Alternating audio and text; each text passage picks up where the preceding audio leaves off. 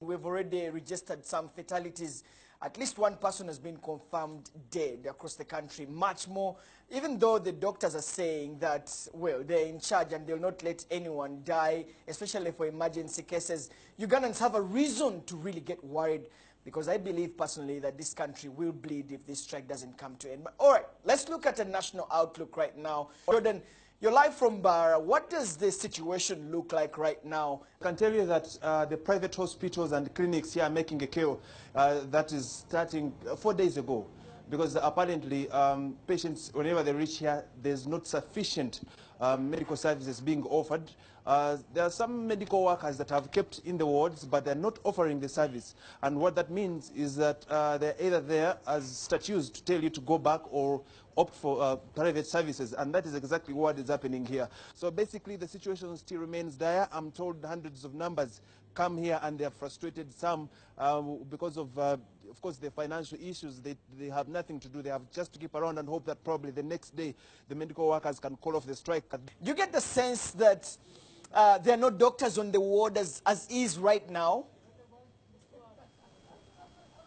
Well, Serwanja, you know how news can travel very fast, especially if it is about your job. So I'm very sure that news about the president's order traveled fast, and a few medical workers had to come to work. And I can tell you, a few minutes ago, I was not allowed to access these wards. I was outside here at the gate, but I was able to observe. You can say a few medical workers are walking in and out and try to attend to patients, but the situation, we can say, cannot be as normal as it was the other day. So we do expect that anyway, the situation is going to change, or else is this pressure enough for government to really react, or the medical workers to get back to work and save their jobs, or they'll have to reapply again? What's the general outlook in Gulu, Mildred?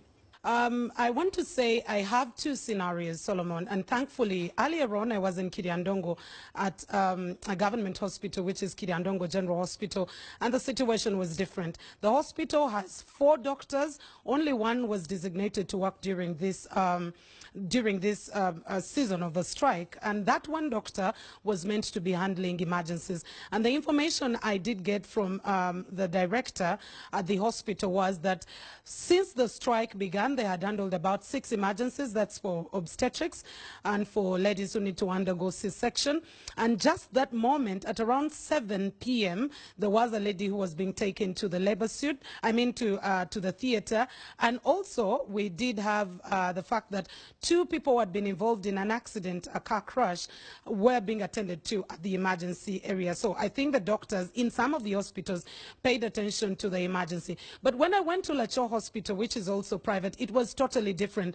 The over 30 doctors, all were present working, but there is just one issue they talked about, that after the doctors went on strike, they had an influx of over 50% from the normal, because on a normal, in the medical and surgical, they receive about 40 to 60 casualty cases or emergency cases. But ever since this started, it was a 50% influx. But after the directive, I want to get it from the district chair of Gulu, Mr. Ojara Martin Mapenduzi. What does this mean? And for him as a leader, does he think this will be implemented? So it should not just be about issuing threats and giving conditions. And I am up in Gulu. They have been working, but it's not because they do not want to join the others.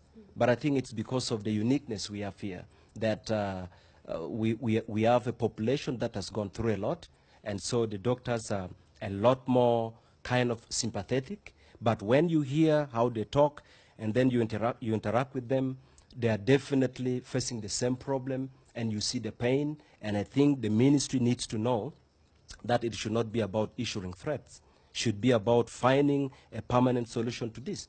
Because just like I said a few days ago, recently we had the teachers, and then later on the judicial officials. Today we have doctors, the next day. So it's going to continue, and that is not how this country should be run.